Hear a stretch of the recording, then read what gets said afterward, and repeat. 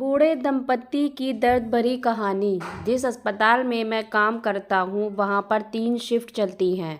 उस दिन मेरी सुबह की शिफ्ट थी जिसका टाइम 9 से 5 का होता है। हमेशा की तरह मैं सही समय पर अस्पताल पहुँच गया था। जब मैं अस्पताल के अंदर प्रवेश कर रहा था तो मेरी नज़र वेटिंग रूम में बैठे कई लोगों पर पड़ी, लेकिन एक बूढ़े दंपति पर जाकर रुक गई। बूढ़ा और बूढ़ी दोनों आपस में कुछ बातें कर रहे थे। बूढ़ा अपने हाथों में पीठ पीछे कुछ पेपर बूढ़ी से छुपाने का प्रयत्न कर रहा था। बूढ़ी उन पेपरों को बूढ़े से छीनने की कोशिश कर रही थी। बूढ़ी के आंखों में थोड़ी सी शरारत थी।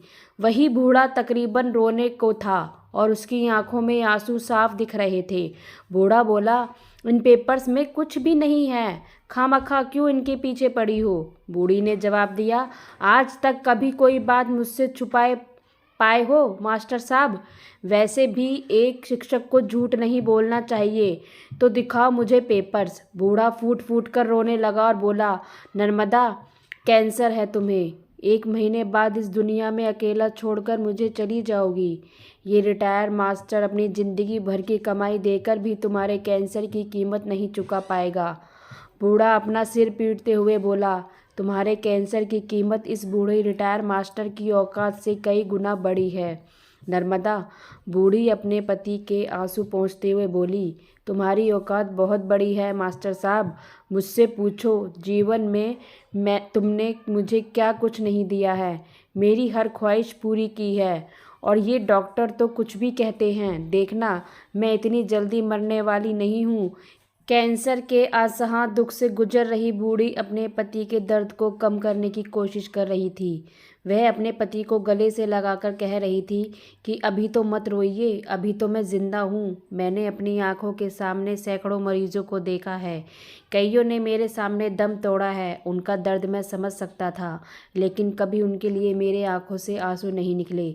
लेकिन इस बूढ़े दंपत्ति का दर्द मेरी आंखों से भी आंसू बनकर बह निकला। इससे पहले कि मैं इस दंपत्ति के पास जाकर उनको हमदर्दी के 2 बोल बोल पाता और उनका हौसला बढ़ा पाता, डॉक्टर विनायक उनके पास पहुंच गए। शायद वह भी मेरी तरह ही चुपके उनकी बातें सुन रहे थे। डॉक्टर विनायक उनके पास जाकर बोले, देखिए माँ जी, जीवन और मृत्यु का फैसला तो भगवान ही करते हैं।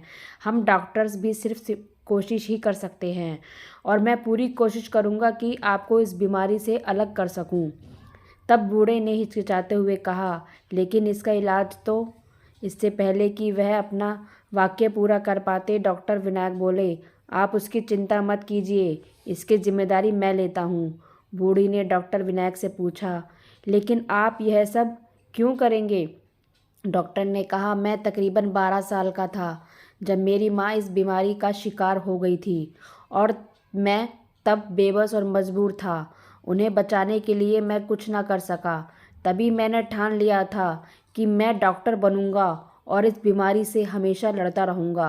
अगर मैं आपको इस बीमारी से निजात दिला सका तो मैं समझूंगा कि मेरी माँ आपके रूप में कुछ और साल इस धरती पर जिंदा रह पाई। मुझे नहीं पता डॉक्टर विनायक उस बूढ़ी के कैंसर को इलाज करके हरा पाए या नहीं, लेकिन उस दिन मैंने दोनों बूढ़े दंपत्ति की आंखों में देखा था। डॉक्टर विनायक ने उनकी आंखों में पहले दिख रही निराशा को ज़रूर हरा दिया था और उसमें एक आशा की किरण जगा दी थी।